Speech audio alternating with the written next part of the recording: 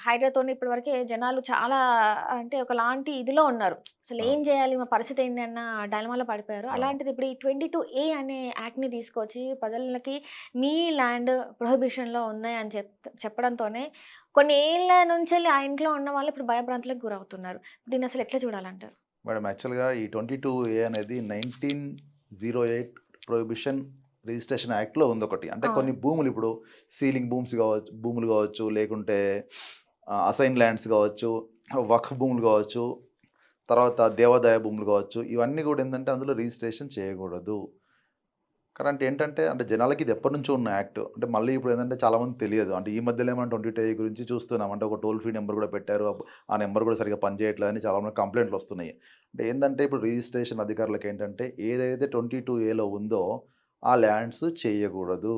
అంటే ఆ ప్రొహిబిషన్ లిస్ట్‌లో ఉన్నయి చేయగూడదు. అంటే ఇప్పుడు వాళ్ళు గూడా ఏం చెప్తున్నారు, మీ ల్యాండ్ సపోజ్ నేను ఒక అపార్ట్మెంట్ కొనుక్కున్నాను మేడం. ఆ ల్యాండ్ 22Aలో ఉంటే ఇంక అంతే అది. ఇంక దాన్ని ఎవరికీ అమ్మలేను. అది రేపు ఎప్పుడు ఎవరొచ్చి కూల్చుతారో తెలియదు. అంటే ఏందంటే ఇప్పుడు రియల్ ఎస్టేట్ ఆల్రెడీ ఎట్లుందంటే పతనానికి అంచుగా ఉంది ఆల్రెడీ ఆల్మోస్ట్. అంటే హైడ్రా మంచి స్కీమ్ మేడం. అంటే మన చెరువులను మనం కాపాడుకోవాలి. అంటే దానికి తోడు ఈ 22A కూడా వచ్చేందంటే ఇక రియల్ ఎస్టేట్ ఇంకా పాతాళానికి పడిపోయింది.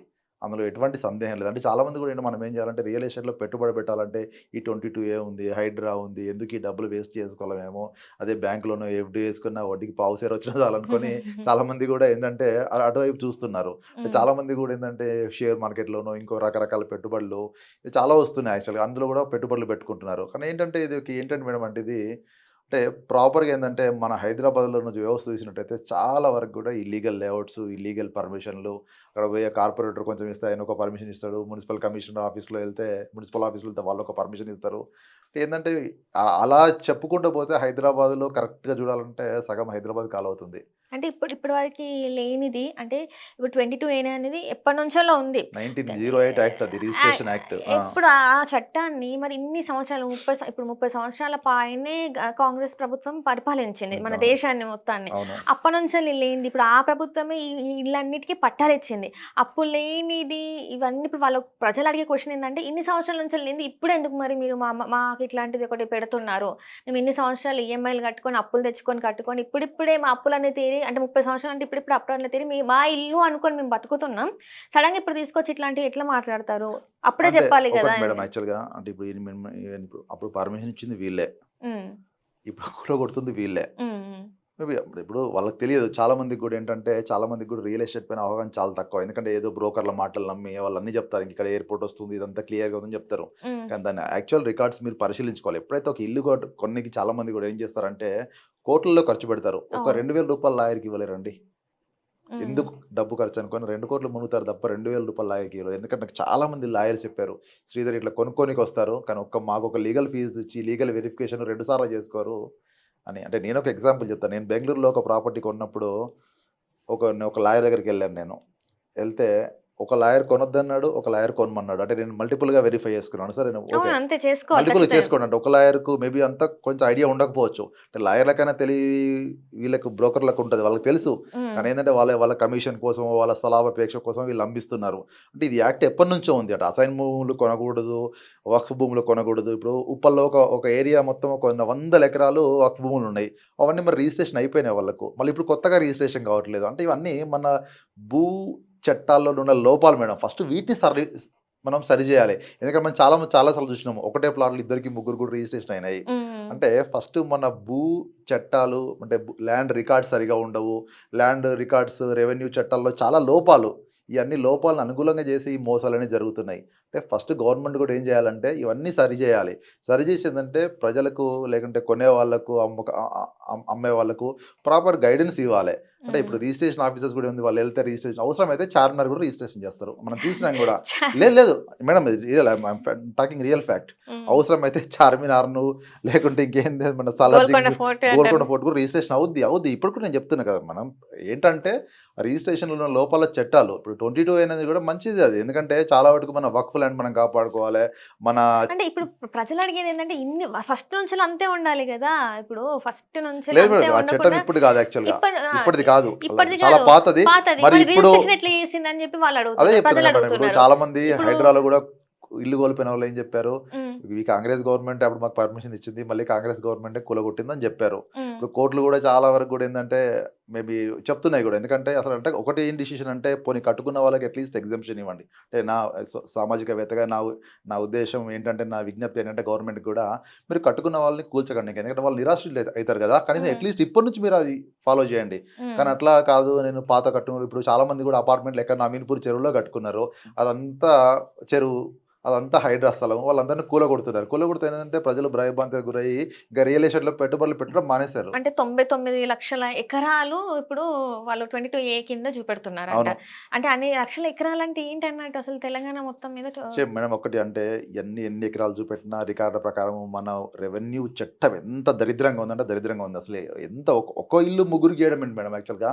లేకుంటే ఇప్పుడు ఎప్పటినుంచో ఉంది. మళ్ళీ ఇప్పుడు సడెన్‌గా అప్పుడేం చేస్తారు మరి, పోనీ అప్పట్లో ఈ చట్టం ఉందా? 1980 నుంచి ఉంది ఇది. 1980 రిజిస్ట్రేషన్ యాక్ట్. అప్పటి నుంచి మరి ఎందుకు ఇచ్చారు పర్మిషన్‌లు మీరు?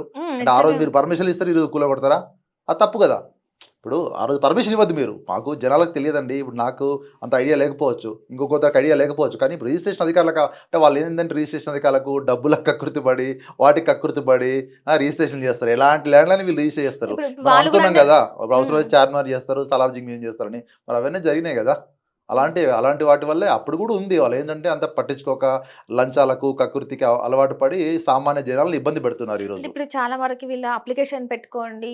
మీది ప్రొహిబిషన్ ఏరియాలో ఉందా లేదా? అందులో ఉందా లేదా? అని తెలుసుకోవాలంటే దానికి గూడా ఇప్పుడు మేము డబ్బులు ఇవ్వాల్సొస్తుంది అని జెప్పేసి వీళ్ళు బాధపడుతున్నారు. అవును మేడం. యాక్చువల్ నేను గూడా చూసాను. యాక్చువల్ అంటే మన ల్యాండ్ రికార్డ్స్ అందులో చెక్ జేసుకోవచ్చు. మీ సర్వే నంబర్ ఆధారంగా మీ గ్రామము, మీ మండలము, మీ సర్కిల్ ఆధారంగా చేసుకోవచ్చని చెప్తున్నారు. అంటే కొన్ని మేబీ అందులో కొన్ని పొరపాట్లు గూడా ఉండొచ్చు. డెఫినిట్‌గా ఏందంటే మీరు అటు స్థానికంగా ఎంఆర్ఓని గాని, లేకుంటే వీఆర్ఓని గాని, రెవెన్యూ అధికారులను గాని సంప్రదించుంటే వాళ్ళకి పూర్తి ఇన్ఫర్మేషన్ వాళ్ళకి ఇస్తారు. డబ్బులు ఇవ్వాల్సొస్తుందంట. మేడం వీళ్ళు యాక్చువల్‌గా డిమాండ్ జేస్తున్నారంట వాళ్ళు డబ్బులు మరి. మేడం రెవెన్యూ ఆఫీస్‌లో డబ్బులు లేనిది ఏ పని గాదు. అది జగమెరిగిన సత్యం. ఈళ్ళొక ఒక మెరుగు శ్రీధర్ చెప్తలేడు. ఎవరినడిగినా చెప్తాడు. మా బాబు అడిగినా చెప్తాడు. రెవెన్యూ హ్మ్. డిపార్ట్‌మెంట్‌లో డబ్బులు లేనిదేనా పనవుద్దా? చెప్పండి, హ్మ్. మీరే చెప్పండి. కానీ వీళ్ళు రెవెన్యూ ప్రభుత్వ డిపార్ట్‌మెంట్‌లో అధికారులు గదా! సో, ప్రభుత్వ ప్రభు అధికారులన్నీ మన దేశ దుస్థితే ప్రభుత్వ అధికారుల వల్ల మన దేశం ఇంత దరిద్రంగా ఉన్నది. ఎందుకంటే ప్రతి దానికి లంచం, లంచం, లంచం. ఇప్పుడు ఆర్‌టీఏ ఆఫీస్‌లో పోండి, లైసెన్స్ కావాలని పోండి. అక్కడ ఒక బ్రోకర్ లంచం ఇవ్వంది పని కాదు. రెవెన్యూ ఆఫీస్‌కెళ్ళండి. ఏ ఆఫీస్‌కైనా వెళ్ళండి మేడం మీరు. హుహు. మన అన్నీ యాక్చువల్‌గా ఏందంటే మన అంతా దే లంచమే అంటారు. లంచమే. లంచమే ఆధారం. లంచమే వీళ్ళే తినకుండా అన్నీ మేడము మూట రీసెంట్‌గా కట్టుకొని ఇల్లు రీసెంట్‌గా కట్టుకుంటే అంటే మనము టీఆర్ఎస్ గవర్నమెంట్‌లో అనుకుంట ఒక రైతు చంపాడు. ఒక మన ఎవరు ఎంఆర్ఓనో ఎవరో చంపారు, గుర్తుంది కదా! నాకు కరెక్ట్‌గా పేరు గుర్తులేదు గానీ, ఎందుకు కొన్ని వందల సార్లు తిరిగి, తిరిగి, తిరిగి ఇంకా చెప్పులు అరిగిపోవడం తప్ప ఏం లేదు. ఎందుకంటే అట్లాంటి వ్యవస్థ మన రెవెన్యూ వ్యవస్థ. హ్మ్. హ్మ్. లోపాయి లోపభూయిష్టమైన వ్యవస్థ, పనికిరాని వ్యవస్థ. అందులో మార్పులు చేయండి మేడం. ఇప్పుడు చాలా కంట్రీస్‌లో గూడా ఏంటంటే, ఒకసారి రిజిస్ట్రేషన్ అయితే ఇంకోసారి కాదు. వాళ్ళు మంచి టెక్నాలజీ వాడుతున్నారు. బ్లాక్ చైన్ వాడుతున్నారు. అంటే ఆ బ్లాక్‌ని రిజర్వ్ చేస్తున్నారక్కడ. అలాంటి టెక్నాలజీ మీరు ఇంప్లిమెంట్ చేయడం తప్ప, ఇంకా పాత ఆ లాస్‌నే మళ్ళీ కొత్తగా తెచ్చి, మళ్ళీ అంటే మంచిది మేడం యాక్చువల్లీ నేననేది అంటే ఇప్పుడేంటంటే, కేసీఆర్ తీసుకొచ్చిన ధరణి పోర్టల్‌ని మేము భూభారతి చేస్తామని చెప్పేసి వీళ్ళు అందులో లోపాలున్నాయి. మేము భూభారతి చేస్తా ఉన్నారు. చేస్తామన్నారు. ఇప్పుడు భూభారతిలో గూడా లోపాలున్నాయి. హ్మ్. భూభారతిలో కూడా లోపాలున్నాయి మేడం. నేను లేదనట్లేదు. చాలా వరకు సర్వే నంబర్స్ కూడా లిస్టింగ్ కావట్లేదు. హ్మ్. హ్మ్. కాబట్టి ఏంటంటే, ఇయన్నీ మీరు మార్చండి. ఎవరు తీసుకొచ్చినా అంతే అంటారా? ఏ ఇప్పుడు ప్రభుత్వం ఉన్నా అంతే సామాన్య అంటారా? ప్రజలకు కేసీఆర్ ఉన్నా, ఇంకొకరున్నా పెద్దగా భూభారతికిను, ధరణికి పెద్ద కొన్ని మార్పులు జరిగుండొచ్చు. అంటే హ్మ్. ఇంకా జరగాలి మేబీ ప్రభుత్వం కట్టుబడి ఉండొచ్చు ఇంకా మార్పులు చేయాలని. అంటే ఇది ఒక రోజులో అయ్యే పని కూడా కాదు మేడం యాక్చువల్‌గా. హ్మ్. ఎందుకంటే మన నిజాం వ్యవస్థ నుంచి ఆ భూములంతా కూడా అన్నీ మనకేందంటే ప్రాబ్లమ్సే. ఇప్పుడు ఒక పొలం చూడండి. ఒక పొలం పక్కోని పొలంకి నాది ఈ గట్టు అంటాడు. ఈడు ఆ గట్టు అంటాడు. హ్మ్. నాది అక్కడ పోయిందంటాడు, ఇక్కడ పోయిందంటాడు. ఎమ్మెల్యే మన వీఆర్ఓలొచ్చినా, సర్వేయర్‌లొచ్చినా అయి తేలవు. ఇంకేదో చాలామంది కాంప్రమైజ్ చేసుకొని అట్లా ఉంటున్నారు తప్ప, ఎన్ని లక్షల కేసులు పెండింగ్‌లో ఉన్నాయి ఈ రెవెన్యూ. అంటే మన హ్మ్. రెవెన్యూ చట్టం ఎంత లోపాలు అన్ని లోపాలున్నాయి కదా మేడం. ఫస్ట్ రెవెన్యూ చట్టాలను మార్చండి. పారదర్శకత చేయండి. టెక్నాలజీని వాడుకోండి. తప్ప ఇంకా పాత పద్ధతిలో చేస్తా అంటే మాత్రం ఇలాంటి ఎన్నో ఉన్నాయి. మనకు తెలవని చాలా ఉన్నాయి యాక్చువల్‌గా. ఇప్పుడు 111 జియో ఉంది. ఎంతమంది కట్టలేదు మేడం 111 జియోలో ఇల్లు గూడా. ఇప్పుడు హ్మ్. మీరు మొయినాబాద్, శంషాబాద్ చూడండి. ఫ్లయింగ్ జోన్‌లో ఉంది. అవన్నీ 111 జియో. ఎంతమంది 3 ఫ్లోర్స్ కట్టలేదక్కడ? ఖచ్చితంగా ఉంటాయి. ఖచ్చితంగా కడుతున్నారు. అంటే ఉన్నాయి చట్టాలు, నేను లేవనట్లేదు, ఉన్నాయి. కాకపోతే ఎవరు ఫాలో కావట్లేదు వాటిని. ఎందుకంటే ఇప్పుడు చాలామంది 111 జియోలో కూడా శంషాబాద్‌లో చూసాను. అక్కడ అసలు గ్రౌండ్ ఫ్లోర్‌కే పర్మిషన్ ఉండదు. కానీ 3 ఫ్లోర్‌లు కడతారు అక్కడ అతను. ఫ్లయింగ్ జోన్‌లో ఉంటది. హ్మ్. మొయినాబాద్‌లో చూడండి. లేకుంటే ఆ చిలుకూరు అటు సైడ్ చూడండి. 111 జియో ఉంటది. Illegal constructions illegal. ఎవరిస్తున్నారు ఎట్లా ఇవన్నీ? మళ్ళా ఎవరిస్తున్నారు? ఈ పర్మిషన్ గవర్నమెంట్ అధికారులే ఇస్తున్నారు కదా మేడం. గవర్నమెంట్ అధికారులే పర్మిషన్‌లు ఇస్తున్నారు కదా! ఇప్పుడు నేను చెప్తున్నాను, మల్కాజ్గిరిలో ఆల్మోస్ట్ 100 ఎకరాలు వక్ఫ్‌లో ఉన్నాయి. ఓహ్! ఆ! మల్కాజ్గిరి, ఒక మల్కాజ్గిరి కాన్స్టిట్యున్సీలో చెప్తున్నా నేను. Uppal Malkajgiri I mean Malkajgiri MP constituency చెప్తున్నా. ఇప్పుడు హ్మ్. నల్లమల్లారెడ్డి కాలేజెస్ అటు చాలా ఉన్నాయి. అటు సైడ్ చాలా మందికి భూములు వక్ఫ్‌లో ఉన్నాయి. ఈవెన్ ఉప్పల్లో కూడా చాలా వక్ఫ్‌లో ఉన్నాయి. హ్మ్. వాళ్ళందరికి రిజిస్ట్రేషన్ అయింది. వాళ్ళు కట్టుకున్నారు. వాళ్ళు ఇక్కడ నివసిస్తున్నారు. ఇప్పుడు కొత్తగా ఏందంటే వాళ్ళు అమ్మనీకి లేదు. అమ్మితే రిజిస్ట్రేషన్ కాదు. మరి ఇదెక్కడ న్యాయం? ఇప్పుడు అవసరాల కోసమే భూములు తీసుకుంటారు. తీసుకుంటారు. అవునవును. వాని ఎందుకంటే రేపటి జీవితాంతం రేపటి రోజున కష్టపడి, జీవితాంతం కష్టపడి వాని పెన్షన్‌లు, వాళ్ళ పెన్షన్‌లు, తర్వాత పీఎఫ్‌లు ఇయన్నీ సమకూర్చుకొని ఒక మధ్య తరగతి, ఒక మిడిల్ క్లాస్ మ్యాను ఒక ఇల్లు కట్టుకుంటాడు. అంతకన్నా ఏముండదు ఆళ్ళ ఆస్తి. ఆ ఇల్లే ప్రాబ్లమ్స్ ఉన్నప్పుడు ఇంకా వాళ్ళెక్కడికెళ్ళాలి వాళ్ళెక్కడ మరి? మనశ్శాంతిగా ఎక్కడికి ఉంటారు? మనశ్శాంతిగా ఉంటారు? అంటే ఇదంతా ప్రభుత్వాలు ఇక్కడ చాలా ఫెయిల్ అయినాయి మేడం యాక్చువల్‌గా. అంటే మనం ప్రభుత్వాలను విమర్శించాలని కాదు. కానీ ఎందుకంటే మన వ్యవస్థ ఎందుకంటే ఇది గత 100 ఏళ్ల నుంచి ఉంది ఈ ప్రాబ్లమ్. ఇయాల కొత్తగా వచ్చింది కాదు. లేదా కొత్తగా పోయేది కూడా కాదు. అంటే ఇప్పటికైనా ఏందంటే ప్రభుత్వాలు ఏందంటే దృష్టి సాధించాలి. ఎందుకంటే టెక్నాలజీని పెట్టుకొని మీరు రిజిస్ట్రేషన్ వ్యవస్థలైనా ఇది మార్చుకోవాలి. లేదు ఇంకా పాత పద్ధతులైన తంబులొత్తుతా నేను అయి చేస్తా అంటే ఒకడికి ఒక ప్లాట్ ముగ్గురికి ఉంటది. ఒక ప్లాట్ నలుగురికి ఉంటది. 22 కూడా రియల్ ఎస్టేట్ రంగాన్ని ఇంకా డెఫినిట్‌గా ఇంకా మేడం. అంటే కిందికి అంటే తీసుకెళ్ళేదే యాక్చువల్‌గా అంటారు ఇప్పుడు గానీ హైడ్రా మంచి scheme madam. I really appreciate Hydraa scheme. ఎందుకంటే చెరువులను కాపాడుకోవాలి మేడం. ఎందుకంటే ఈరోజు మన బోర్‌లన్నీ ఎండిపోయినాయి వర్షాలు సరిగ్గా లేక. అంటే చెరువులు లేవనుకోండి మేడం మనకు నీళ్ళు తాగనీకి ఉండదు. ఉండవు. మనకు నిత్యావసరాలకు ఉండవు. ఇది కూడా ఏంటంటే ఇప్పుడు చాలా వాటికి కూడా ల్యాండ్స్ ఉంటాయి. ఒక గుడి మాన్యాలు ఉంటాయి. గుడి ఎండోమెంట్ ల్యాండ్స్ ఉంటాయి. లేకుంటే సీలింగ్ ల్యాండ్స్ ఉంటాయి. తర్వాత ఇంకా వక్ఫ్ ల్యాండ్స్ ఉంటాయి. అసైన్ ల్యాండ్స్ ఉంటాయి. అసైన్ ల్యాండ్స్ కూడా ఏం చెప్తున్నారు ప్రభుత్వం ఏం చెప్తుంది? ఓన్లీ మీరు మీ వ్యవసాయం చేసుకోండి మీరు. మళ్ళీ అమ్ముకునే అధికారం మీకు లేదని చెప్తుంది. అంటే మన భూ వ్యవస్థ, రెవెన్యూ చట్టాల్లో కూడా సమూల మార్పులు జరగాలి. అప్పుడు మార్పులు జరిగినప్పుడే ఈ మోసాలన్నీ మనం అరికట్టగలుగుతాం. ఎందుకంటే ఈ ఒక్కరోజు వచ్చేది కాదు మేడం. యాక్చువల్‌గా 100 ఏళ్ల నుంచి కూడా ఈ ప్రాబ్లమ్స్ ఉన్నాయి. ఒకళ్ళే ఇప్పుడు చూడండి ఎన్ని కేసులున్నాయి. మీరు కోర్ట్‌కి పోయి చూడండి సివిల్ కోర్ట్‌లో ఎన్ని ల్యాండ్ అందరి ల్యాండ్ కేసులో ఉంటాయి.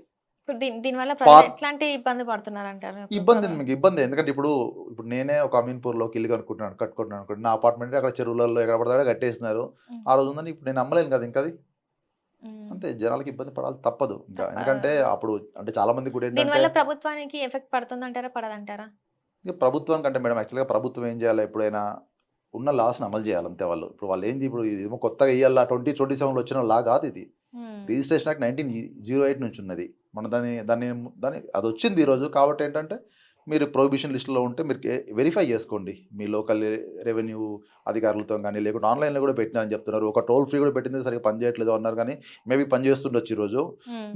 మీరు వెరిఫై చేసుకోండి. అది ఎందుకొచ్చింది? మీ 22ఏలో ప్రొహిబిషన్‌లో ఎందుకొచ్చింది? అవన్నీ మీరు వెరిఫై చేసుకోండి. వెరిఫై చేసుకుంటే ఇంకా డెఫినిట్‌గా ఏంటంటే, అంటే కొంచెం రియల్ ఎస్టేట్ పైన ఇంకా ప్రజల్లో నమ్మకం సన్నగిల్తది. ఎందుకంటే ఒక హైడ్రాకు మంచి స్కీమ్ అయినప్పుడు కూడా ఏందంటే జనాల్లో భయం. అమ్మో! ఒకప్పుడు లేక్ వ్యూ అంటే ఏందంటే వాళ్ళ ఇష్టంగా కొనుక్కునేవారు. ఇప్పుడు లేక్ వ్యూ అంటే జనాలు వద్దొద్దంటారు. పరిగెత్తున్నారు. లేకొద్దు, గీకొద్దు అనుకుంటా. ఎందుకంటే అదే చెరువులో ఉంటదో అని చెప్పేసి. ఇప్పుడు రైట్. రైట్. 22 కూడా అదే. ఎందుకంటే నిజంగా కూడా అసైన్‌మెంట్ ల్యాండ్స్ కూడా చాలా మంది బాండ్ పేపర్‌లు పెట్టి ఇటు ఇటు అమ్ముకుంటున్నారు. హ్మ్. కానీ అది కూడా వీళ్ళు చేసేది తప్పే కదా! మనం కూడా చేయకూడదు కదా అది. ఇప్పుడు మనం కూడా ఒక సివిక్ సెన్స్‌తోని ఆలోచించాలి. వక్ఫ్ భూములు మొత్తం ఆ బోడుప్పల్లో అయితే మొత్తం ఒక కాలనీ ఉంటుంది. పెంటారెడ్డి కాలనీ అని. హ్మ్. ఆ మొత్తం వక్ఫే ల్యాండ్. అలా మళ్ళీ ఆళ్ళందరికి రిజిస్ట్రేషన్ అయినాయి. రిజిస్ట్రేషన్ అయినాయి. ఇప్పుడు కొత్తగా పోయి ఎవరికైనా అమ్ముతున్నట్టు రిజిస్ట్రేషన్ కాదు. మళ్ళీ ఏదో నోటరీ మీదనో ఏదో రాయించుకోవాలి. అయ్యో! అంటే ఇలాంటి ఉన్నాయి చట్టాలు ఎప్పటినుంచో ఉన్నాయి. అంటే ఈరోజు కొత్తగా వచ్చింది కాదు. డెఫినిట్‌గా ఏంటంటే చేయాలి. గవర్నమెంట్ కూడా స్ట్రిక్ట్‌గా ఉండాలి. ఎందుకంటే ఇప్పుడు వక్ఫ్ వాళ్ళకిచ్చిన ల్యాండ్స్ వాళ్ళు యుటిలైజ్ చేసుకోవాలి తప్ప ఎవరో వచ్చి ఇల్లు కట్టుకొని వెంచర్‌లు ఏసుకుంటే ఎట్లా మేడం అట్లా? అందులో వెంచర్‌లేసి మొత్తం ప్లాట్‌లన్నీ అమ్ముకున్నారు. హ్మ్. అది తప్పు కదా! వక్ఫ్ ల్యాండ్‌లు ముస్లిం సోదరులకు చెందాలి. కానీ అది తెలవదు గదా సార్ ఇప్పుడు. తెలవదంటే ఇప్పుడు పర్మిషన్ ఇచ్చినోళ్ళు ఎవరు మేడం అప్పుడు? మన అధికారులే కదా!